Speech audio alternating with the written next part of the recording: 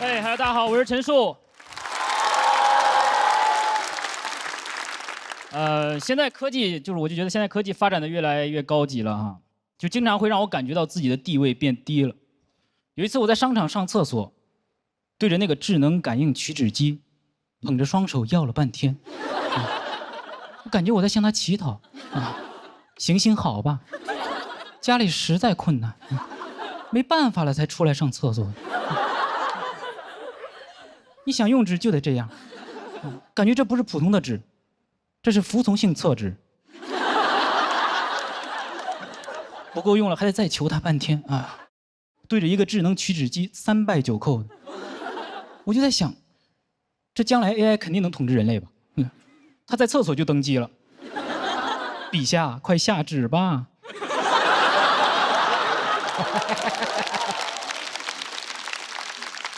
现在很多产品的控制方式都变得越来越智能，从按键到感应，甚至到语音，我就发现科技越先进，就越不想和人类接触，啊，感觉科技对人类很不耐烦，吧？你摁它一下，有话你就说，你动什么手啊？你跟他说个话，我好像不明白你在说什么。还有那个智能马桶，刚起来它就开始冲水，我感觉它很嫌弃我啊。我说啊，怎么了？你以前不是这样的呀？怎么科技跟我相处的越久，就跟我距离越来越远？所以 AI 会消失的，对吗？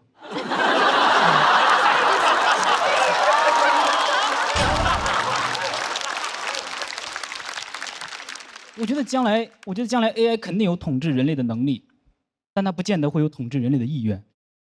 我觉得人类对 AI 有很多幻想啊，都是因为自恋。你看科幻作品里就那么几种剧情，对吧 ？AI 会服务人类，自恋；AI 会统治人类，自恋；AI 会统治人类，但最终会被人类打败，并继续服务人类。NPD。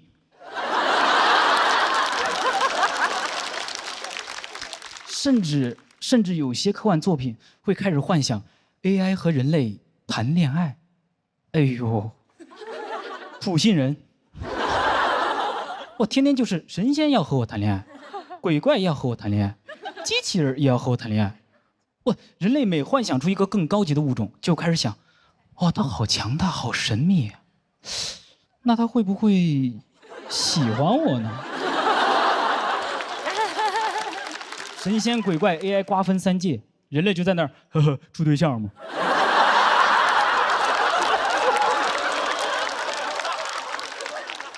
而且你跟机器人这种硅基生命谈恋爱，你怎么和他说情话呢？啊，对着他那副机械躯体，你永远都是我的铁甲小宝。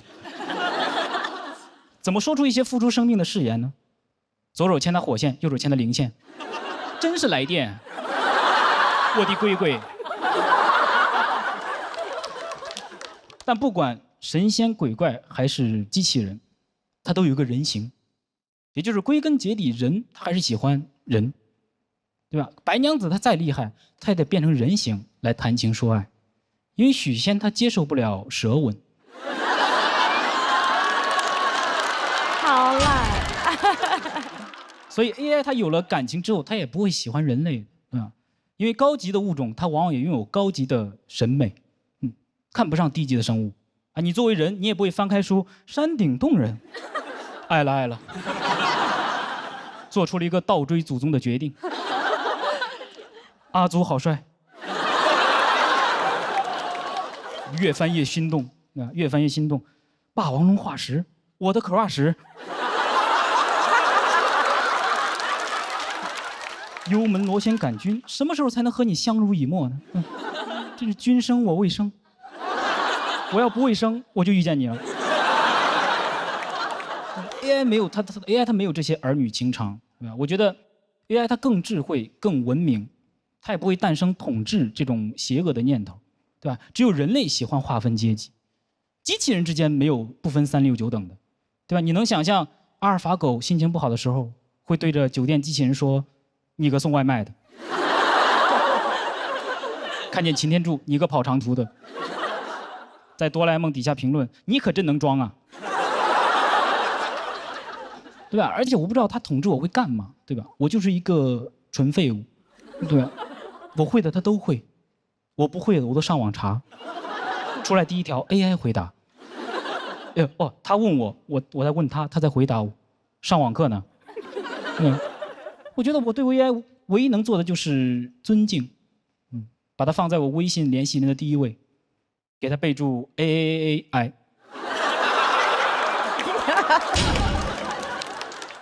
很多人觉得 AI 统治社会之后，会让所有人类都为它工作，想的倒是挺美的。人类给 AI 编程 ，AI 给人类编制。到时候每个机器人都分配一个人为它服务，一个 robot 一个坑。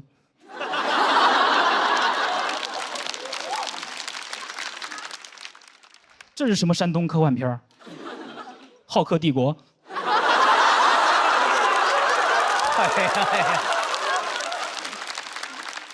就是我觉得 AI 它不需要人类来给它干活的，是人类想让 AI 给自己干活，但又很害怕 AI 将来不听话、不孝顺，就很像一个东亚家长。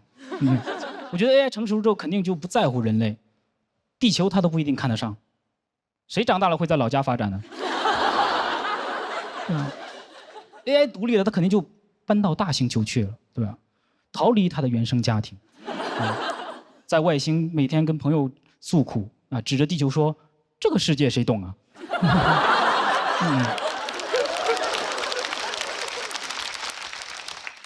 对吧？等他在外面啊习惯了浩瀚的木土天海之后，就再也回不去那小小的北上广深了。最多就是看着地球绕完太阳一圈，发个信息给老家拜年。人爸人妈们，今年就不回去了。没抢到火箭票。人类说啊，忙就不用回来了，给我们拜个光年就行了。AI 说光年是距离单位，不是时间单位。人类说哎呀，主要是得找个稳定的单位。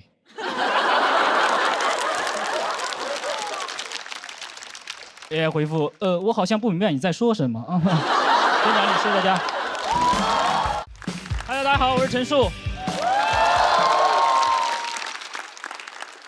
我今年24岁，已经开始做体检了，不是查糖尿病啊，也不是身体有什么明显的症状，就是感觉按照我这些年的生活习惯来说吧，也该出点问题了。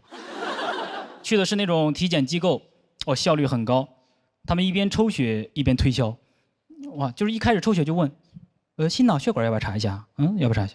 微量元素要不要查一下？那胳膊上插着针管能不查吗？我感觉如果说不查，他会把血给我打回去。不查是吧？那抽多了。有些医生还会故意的做出一些反应来引起你的焦虑，去查心脏彩超，医生拿个仪器在我身上划来划去，看着影像，突然来了一句：“唉。”我当时就一个想法，同意捐献。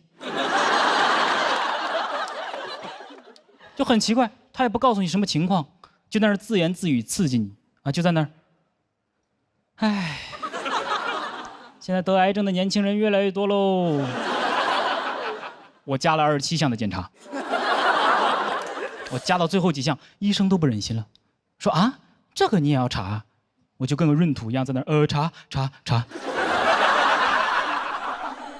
查出来都是一些很小的问题。但当你花了很多钱只查出来一些小问题的时候，你真的很不甘心呢。一共花了3891块，医生说我只是有点缺钙。我说还有别的问题吗？他说肾里有点结晶，多喝水就好了。多喝水就好。你知道不来体检我能多喝多少水吗？3891瓶。而且24岁缺钙，人的身高一般在20岁就停止发育。我说我现在补钙还能有什么变化吗？医生说如果你补钙补得多的话，肾里的结晶就会变成结石。我说好，总算是有个盼头了。总是对身体很焦虑经常看一些健康科普学知识，但不舍得为知识付费听说吃鱼油对身体好，然后心里又想鱼油太贵了吧，能不能吃鱿鱼啊？而且网上的健康科普真的实在太多了，一上网就觉得自己哪儿都不对，什么不要久站，会静脉曲张，那我坐一会儿吧；不要久坐，会腰肌劳损，那我躺一会儿；不要久卧，会肌肉萎缩。我现在问题就是知识太多。想健康怎么办？24小时后空翻。健康达人魂斗罗。我就是很容易相信健康科普，直到视频里开始打广告。我说那你前面讲的到底是不是真的？我觉得教我知识就不能卖我东西，你不能授人以鱼的同时又授人以鱼油，很难分辨。但等你意识到这是广告的时候，就已经晚了。有些科普它做的很吸引人啊，你很难不点开。他从标题就开始挑衅你，你还不知道为什么烤肉会变成褐色吗？我说啊，不知道啊，因为没涂防晒。我一点开，因为羟基化合物和氨基化合物在高温作用下发生了美拉德反应。我说哦，我知道了，曼德拉反应。科普就这样，你感觉学到了很多，其实完全没听懂。那知识就像一只蚊子一样，在我耳边嗡嗡嗡转来转去，一拍脑袋，什么也没有。但科普也很贴心，他知道你听不懂，就会赶紧开始举例子。不仅是烤肉，茶叶也能经过烘焙产生美拉德反应，这就是统一春福焙茶。3重焙火工艺释放特色焙香。你看，等你意识到这是个广告的时候，就已经晚了吧？巧妙。平时也做过一些健康生活的努力啊，为了不熬夜，就想着读点书啊，容易困。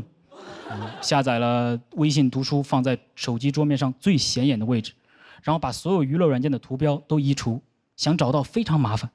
就这样坚持了半年，我变成了一个很有耐心的人。我打开那个娱乐软件的步骤越繁琐，我玩的时间就越长。我说这好不容易来一趟，不得多住几天啊？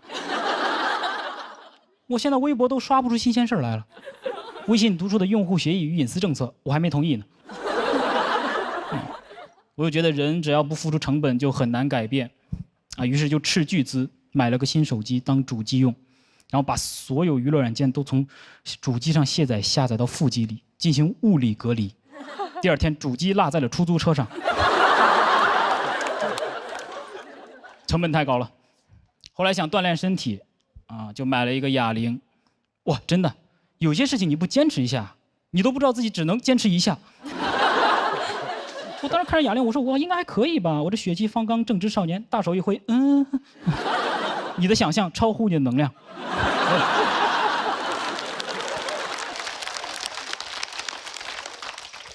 强撑着硬举了一下，哎呦，10分钟喘不过气来，说不出话。终于知道这个东西为什么叫哑铃了。就是很难坚持，很容易放弃。听一些自律的健康博主说，只要努力，什么时候都不算晚。所以我现在做事情之前都会告诉自己，还早，什么时候都不算晚。种下一棵树最好的时间是10年前，其次就是等一会儿。唯一还坚持的健康生活方式就是看科普。我现在熬夜看健康科普。只要你健康科普看得足够多啊，你甚至能看到你的不良习惯是对的。当我有天晚上刷到一条“你还在跟风早起吗？对身体的伤害不亚于熬夜”，我说：“哎呦，对了，终于找到懂我的家人了。”我赶紧点赞，让大数据多来点啊！真理不掌握在多数人手里，也不在少数人手里，真理掌握在我自己的手里。熬到夜里一看表，哎呦，3点钟了，但什么时候都不算晚。真奖励，谢谢大家。Hello， 大家好，我是陈树，我是一个00后，然后谢谢，我今年23岁，我是大学毕业之后去了北京，然后开始讲脱口秀，但我平时最主要的收入还是来源于我另外一份非常稳定的职业，儿子，对，每天主要工作呢就是啃老，但刚开始确实会很难接受这样一个现状，会觉得自己很矛盾，因为前2年还在叛逆，每天跟父母吵架，能不能不要管我？能不能不要管我？一转眼毕业之后，能不能给我5000？都说浪子回头金不换，那不，浪子回头就换金。但进入社会之后还向家里要钱，就的确会真的很纠结，不知道该怎么措辞。给我5000这句话真的太难开口了，尤其是前面那个动词，它很难拿捏尺度，因为你说给，就代表着一种理所当然的索取，但你说借，又代表要还，没有办法，所以我只能跟他们说，还差5000。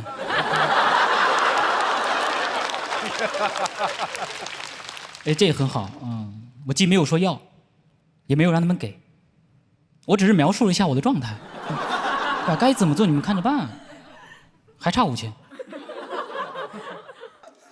而且这个要钱的时机也十分的考究，因为我平时不怎么跟家里联络感情，所以如果每次都是缺钱的时候才打电话，那就会显得有一点冷漠啊，所以我每次都要找一个由头，等一个千载难逢、顺其自然的机会跟他们联系。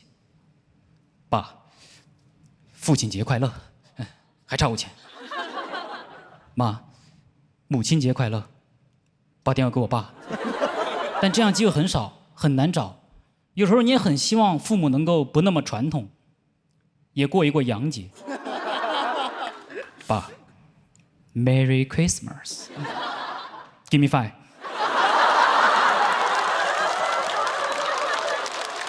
爸，不给房租就捣蛋。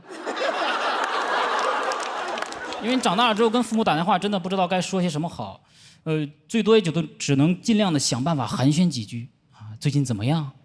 身体还好吗？工作顺利吗？工资结了吗？还差5000，每次都是这样，图穷匕现，电话荆轲。但我不擅长找话题啊，不是每次我都跟他们聊上一会儿的。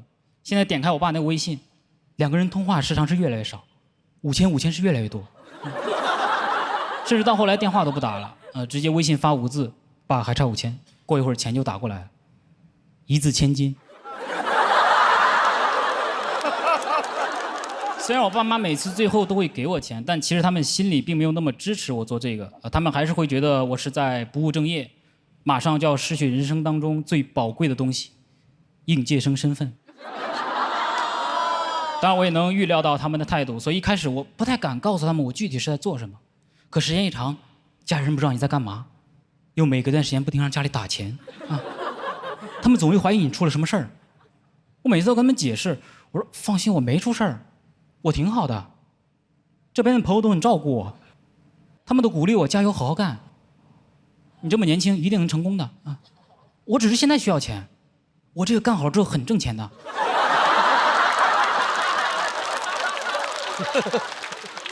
我没有被骗，很多高学历的人也在做这个的。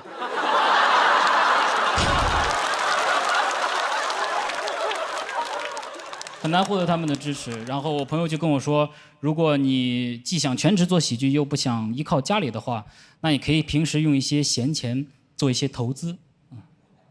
闲钱？我说我哪有闲钱，我只有忙钱。什么是忙钱？就是钱来了就走了。忙钱，我钱3过家门而不入。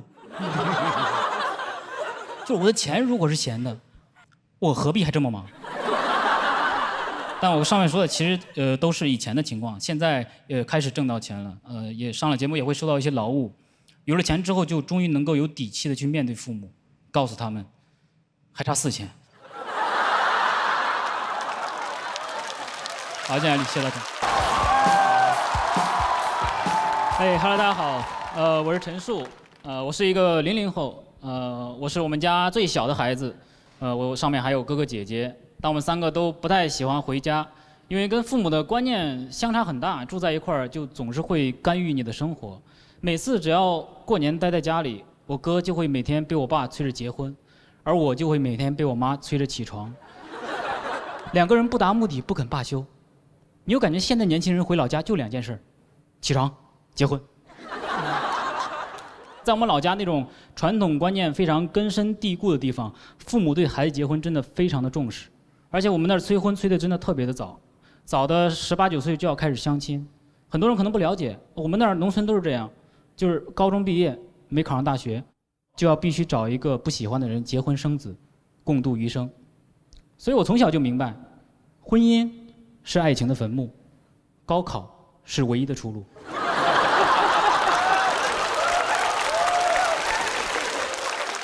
我们那儿这种现象很普遍，就是没上学的结婚的都很早，大学生单身的都很多。高考就是我决定我们婚姻状况的分水岭，千军万马过独木桥。什么是独木？光棍。但考上大学也逃不过去。去年我也开始被催了，我说我现在恋爱还没谈呢。我爸说我教你。我说你很难相信，一个上个世纪通过相亲组成家庭的中年人，来指导我一个年轻人怎么在微信上跟别人聊骚。要知道微信怎么用还是我教他的，翅膀有点硬了吧？对，太没有说服力了。他当时都没有恋爱过，现在却来教我，这种诡异的师徒关系，我平生只在大学里见过。就是那种一毕业就留校的就业指导老师。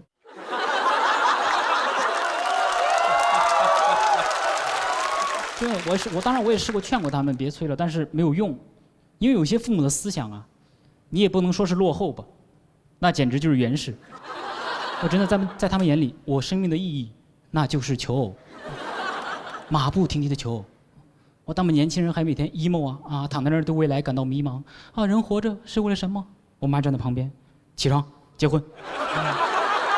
当们年轻人还每天待在象牙塔里探讨哲学，啊，我是谁？我从哪里来？我到哪里去？你是个光棍，你从床上起来，到民政局去。直到后来又劝他们，才了解到他们为什么这么逼迫孩子结婚，是因为在他们大人的世界里，如果孩子年龄大了不结婚，他们会觉得自己很丢人。只有我结了婚，他们才觉得自己有面子，甚至我结了再离都可以，给他们刷一个成就。真的好像我结婚对他们来说就像成就一样。小时候会炫耀孩子上学，成年了就开始炫耀孩子结婚。等再有亲戚来家里做客，我妈可能又会开始洋洋得意。我们这孩子啊，特别优秀，那可是我们村儿第一个结婚的大学生。这孩子从小就想结婚，也不玩游戏。也不看课外书，这每天啊一起床就开始结婚，没人逼他，你说说。哎，可惜呀，今年没发挥好，离了。明年啊，准备再重新结一次。孩子要强，没结上他的第一志愿。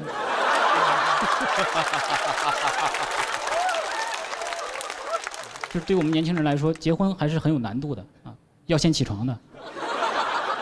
我人生还长，我想再睡会儿。好，今天讲理，谢谢大家。哎，好了，大家好，我是陈树，我是一个00后，现在，谢谢。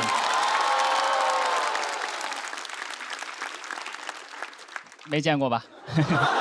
现在毕业2年了，但感觉压力还是很大，而且我会把压力会量化的非常的具体。你比如说一个房子3000块1个月，那对我来说就是1天100。我一旦这样想，每天就会过得很焦虑。每天中午起来一看表啊，50块了。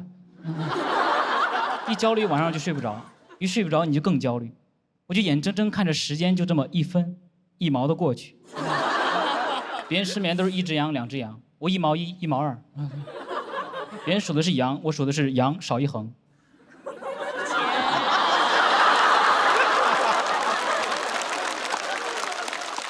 平时还要处理人际关系，也很烦。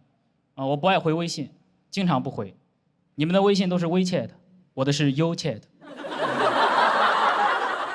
回信很累啊，总是要字斟句酌，生怕回得不恰当。我甚至连回复 OK 的时候，都会特意的改成小写，这样显得比较圆滑、俏皮。但是你不回呢，又要找理由解释，就很消耗。所以我每次就很喜欢坐飞机的时候，你可以心安理得的不回，对吧？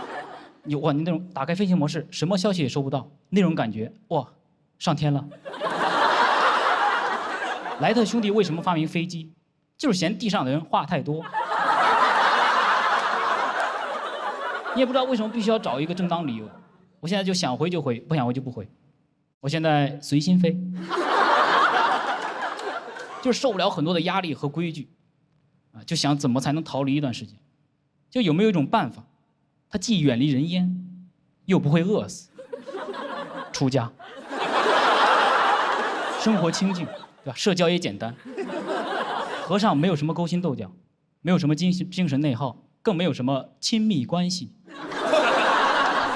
别人跟我说话，我可以不回复，他不会觉得我不礼貌，他只会觉得天机不可泄露，而且也很容易受到世人的尊敬。即使我什么也不会，还是会有人叫我一声小师傅。而且庙里的生活它更健康，近几年流行的健康的生活方式在里面都能享受到。你像斋饭、减脂、敲钟、有氧、打坐、正念冥想，但再也不用担心失眠，每天都有人在你旁边念经 ASMR。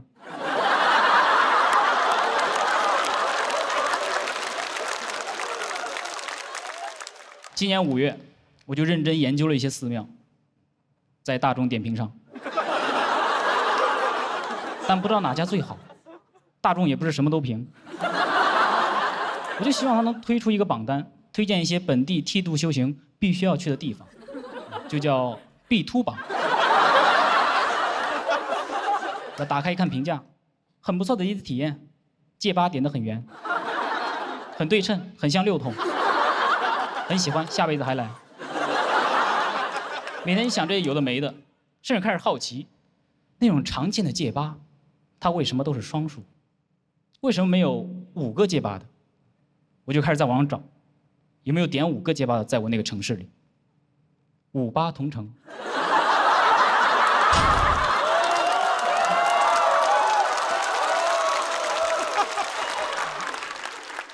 这就是现在精神状态。但其实后来发现，戒疤不都是双数啊？它有1、2、3、6、9 5种。我就想，为什么不是从1到9都有呢？是怕方丈拿徒弟打麻将吗？1个和尚挑水吃，2个和尚抬水吃，3个和尚吃。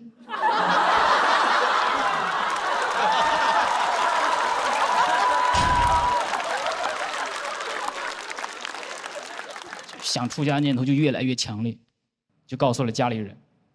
他们觉得我疯了啊，说我是离经叛道，我也很委屈，这哪里是离经叛道了？我就是去念经的，这是离经的近道。他们一直让我考公考编，说这样上岸了之后就一辈子稳定。稳定，还有哪里比出家更稳定？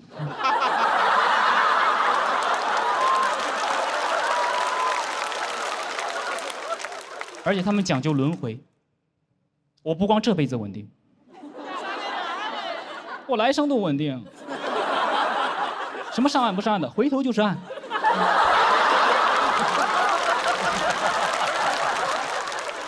所以就很不明白，很多人一有烦恼就会去庙里求愿、求事业、求爱情。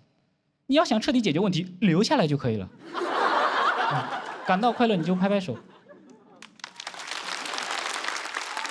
不是这个意思，不是煽动的意思。感到快乐你就拍拍手，怎么才能？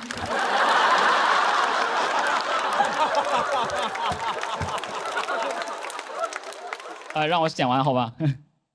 感到快乐你就拍拍手，怎么才能一直感到快乐呢？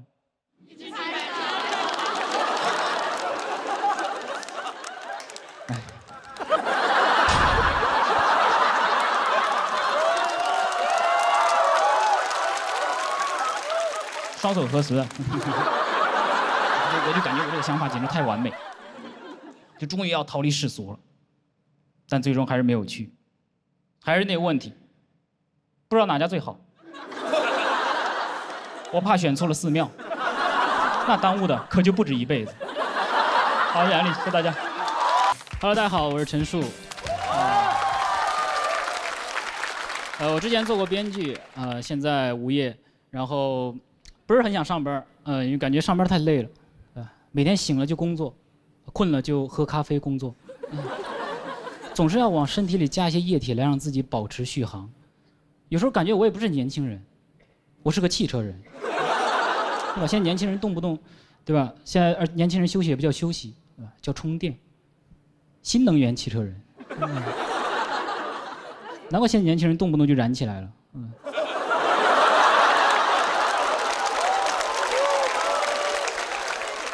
我其实有时候也不太理解为什么就是上班困的时候就一定得喝个咖啡来提神。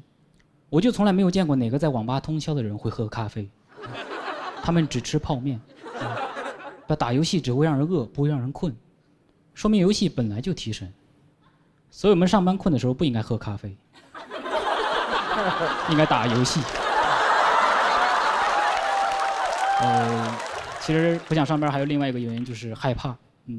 最近几年听说过很多那种加班猝死的新闻，所以现在很多那种大公司都会开始配备那种 AED 的急救装置啊，如果发生了猝死，就能够及时的抢救回来。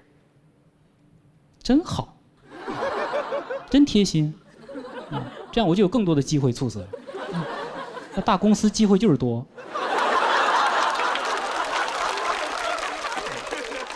就让你猝的没有后顾之忧，对吧？想猝就能猝，猝完还能猝，对吧？这个措施可太奇怪了，就是他们想的办法不是怎么才能不猝死，而是猝死了怎么办，对吧？他们面对猝死的态度不是不要，而是别怕，把加班猝死，不解决加班，解决猝死。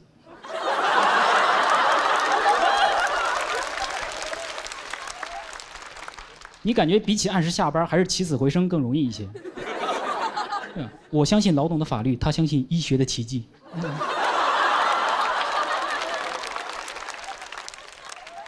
如果我入职一家公司，我看见了 AED， 那我就知道这个班是加定了，对吧？它不但不会减少，还会增加。因为如果我加班猝死的时候，如果要用上 AED， 那说明还有另一个人在加班呀。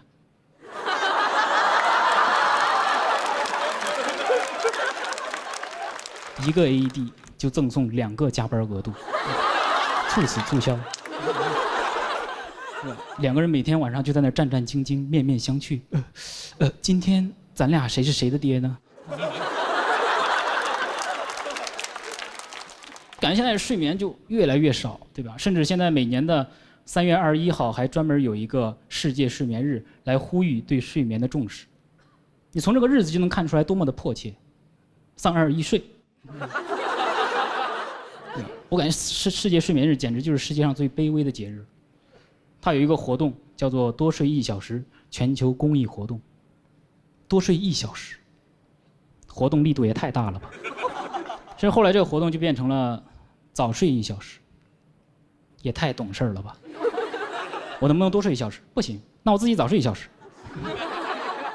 哇，这1小时都不帮我呼吁了，让我自己想办法早睡1小时。我觉得这是截然不同的概念。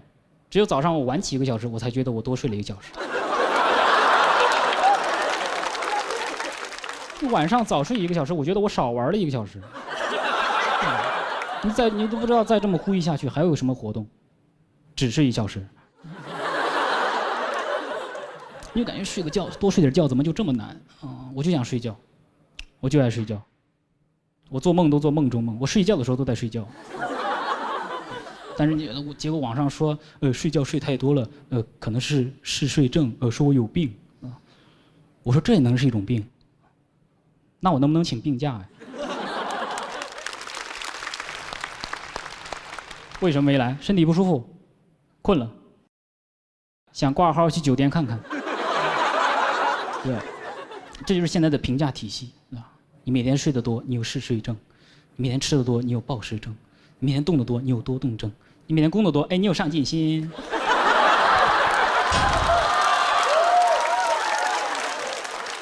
对工作的评价也太积极了吧？你提到学习和工作，都是那种正面的词汇啊，都充满了赞美之情，什么废寝忘食、孜孜不倦，我天道酬勤。你一提到休息，好吃懒做，游手好闲，为我50。你感觉从小学的那些知识也没有什么鼓励休息的，对吧？它只有孙权劝学，没有孙权劝教。什么士别3日，当刮目相看。你没睡醒，当然要刮目相看了。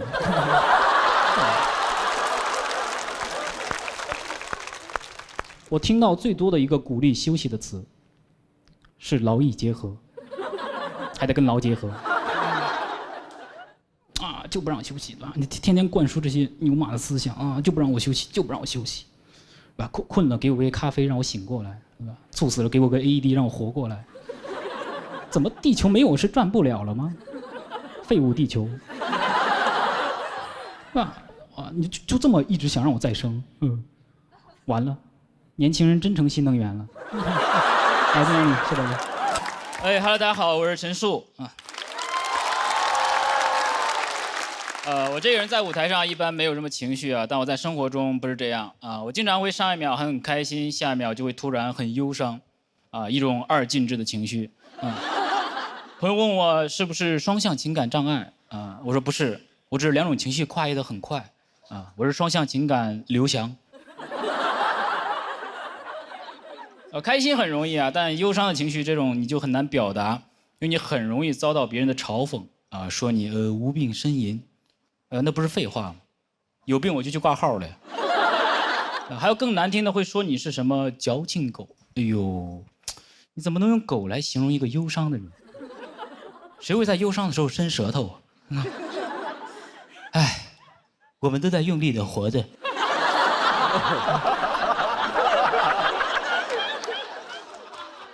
哦，原来小家只是忧伤是吗？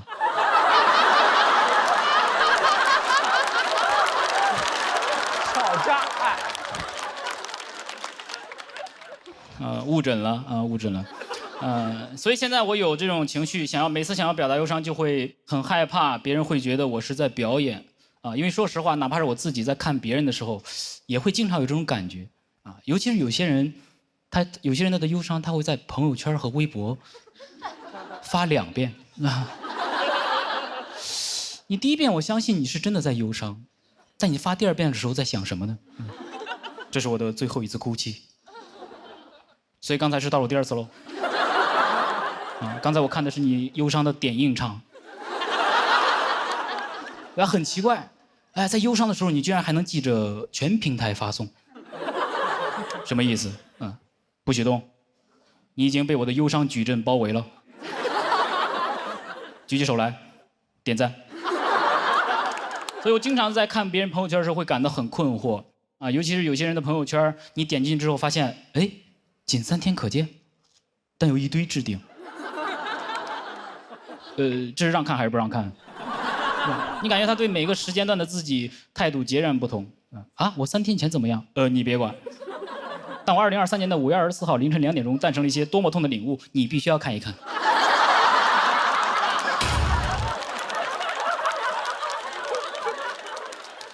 我把它排版到了最上面啊，这是我的招牌忧伤。大家都希望别人能够只看到自己想让人看到的啊。如果毕业写简历的时候也能这样就好了。英语4级，计算机2级，精通 Office， 置顶，第1学历，仅自己可见。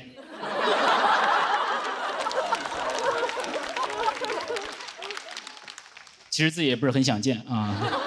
就这样，每次一想要表达这种情绪，就会想很多事情打断自己的情绪。你在生活中就很难沉浸在这种忧伤里。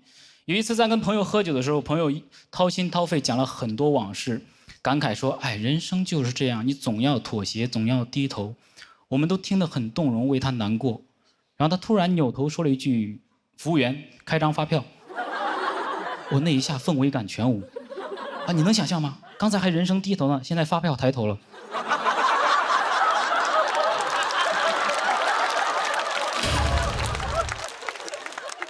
忧伤就是这么脆弱啊！只要这种现实的东西一出现，就很容易被打破啊！你很难同时是一个诗人，又是一个纳税人啊！因为诗人一般都没到启动点嘛。有时候我就想，就是你说李白，他如果在现代，他能这么豪迈地表达自己的忧愁吗？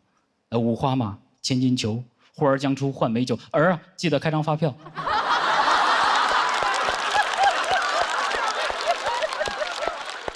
月儿报销万古愁，岑夫子，丹丘生，群收款 A 一下。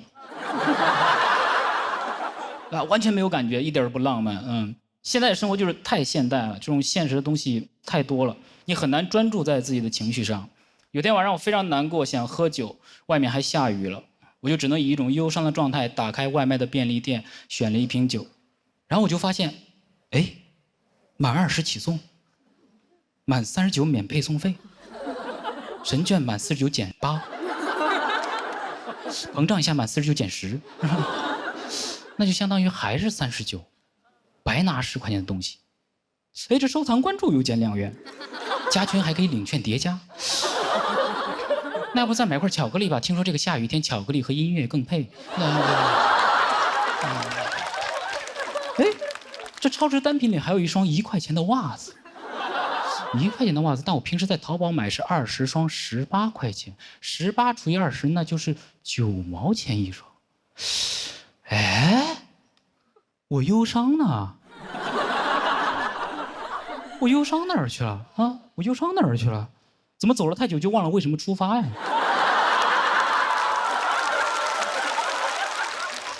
哎，我忧伤哪儿去了？我忧伤哪儿去了？我的忧伤被满减掉了。解忧杂货铺。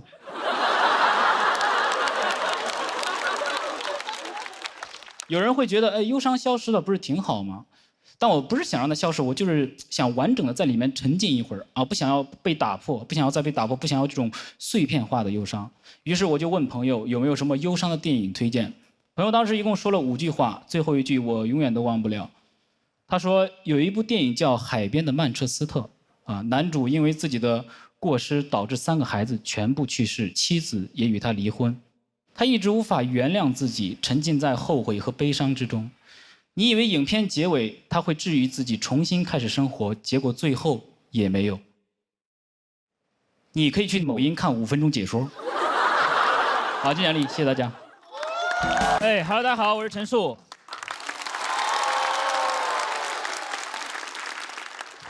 最近歌手挺火的哈，我前段时间也去歌手了啊，我割的是右手，在做饭的时候，不小心割伤了右手的大拇指啊，当时流了很多血，就赶紧缠上纱布跑到医院。但是在急诊里，如果你伤的只是一根大拇指的话，你会看起来很像是在幸灾乐祸。真的，那里面有很多打着石膏的、坐着轮椅的从我旁边经过，我就在那儿。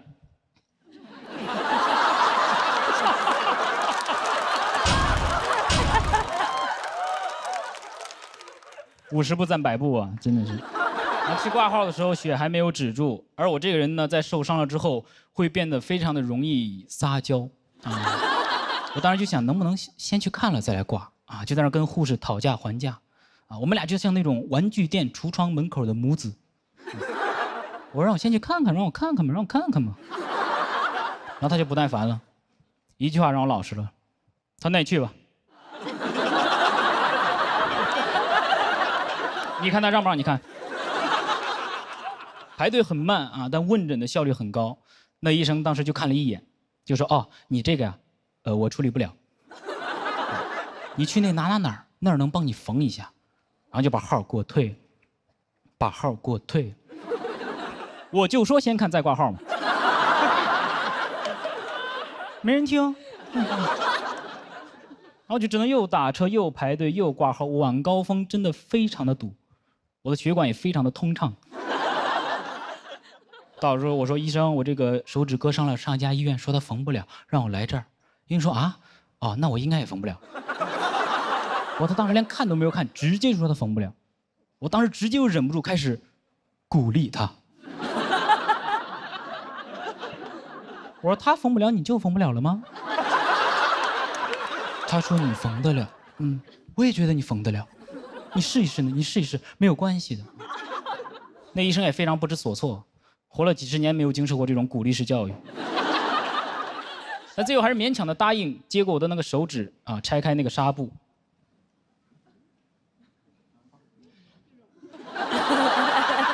我把号给你退了，我真不会。然后他开始拿着我的拇指开始给我解释为什么。他说：“你看，你这个手指上伤口啊，现在已经分开了，你看到没？看到没？看到没？看到没？”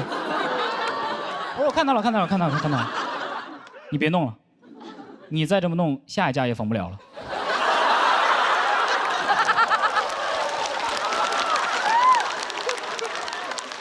我当时就心想，我说怎么回事啊？怎么跑了2家医院都没能缝上？哎呦，我这个手可真是生不逢时啊！而且两家都是挺好的医院啊，都是挺好的医院。我就想起网上之前流传那句话，叫什么“世界是一个草台班子”。很多人在看到这句话的时候都会说啊，我被治愈了，我被治愈了。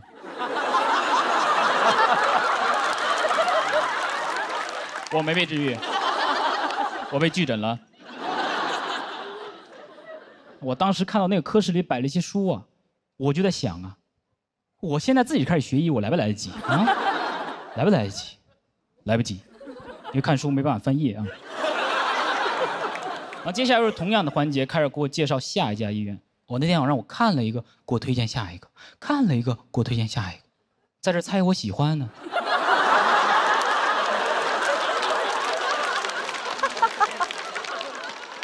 我当时就看着自己的手，我说，这是一根大拇指吗？这不就是一根接力棒吗？流着血一个一个往下传，4×100cc 接力。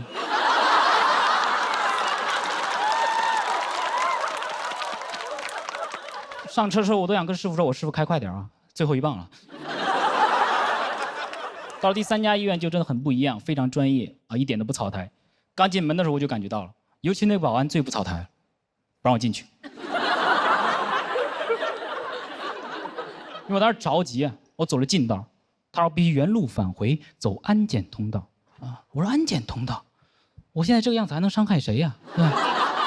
我知道安检通道是为了检查一些管制刀具，对吧？管制刀具，我不就是管不住自己的刀具才来看其实。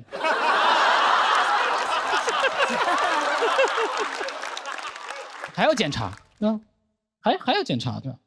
然后，但是医生的确比较专业啊，医生非常专业，给我提供了2套治疗方案。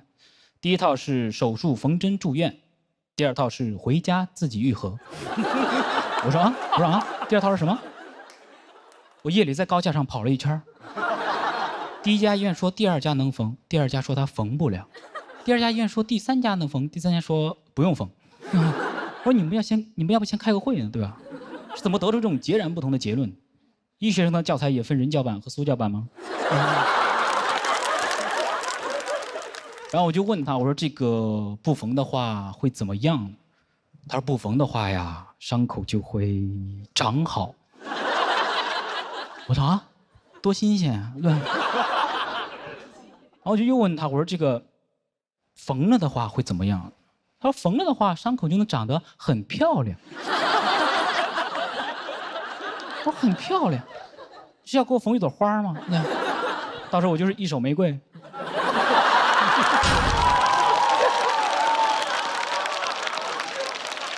而且我不知道我手上的伤口长得很漂亮有什么用啊？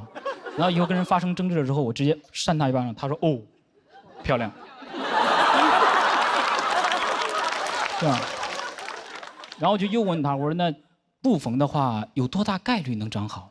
他说大概80%吧。哎，我一听，我说那是不是差不多就是一定就能长好啊？他说不是，还是有20%的概率长不好啊。20%是什么概念啊？20%什么概念？就是1/5。1/5是什么概念啊？1/5什么概念？他一直在考我，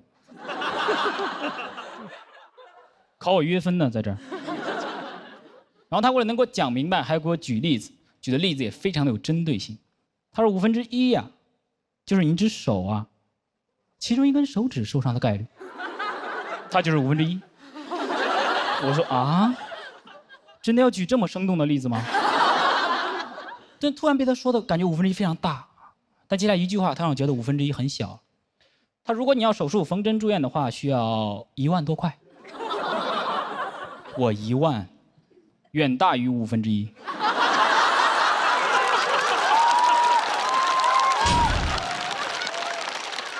我说不缝了，不缝了，不缝了。但你不缝的话，需要在那个病历上签字确认不做手术。我真的很残忍，杀人诛心啊！就是放弃治疗大拇指的责任书啊。他需要大拇指亲自来签。讲理吧，谢谢大家。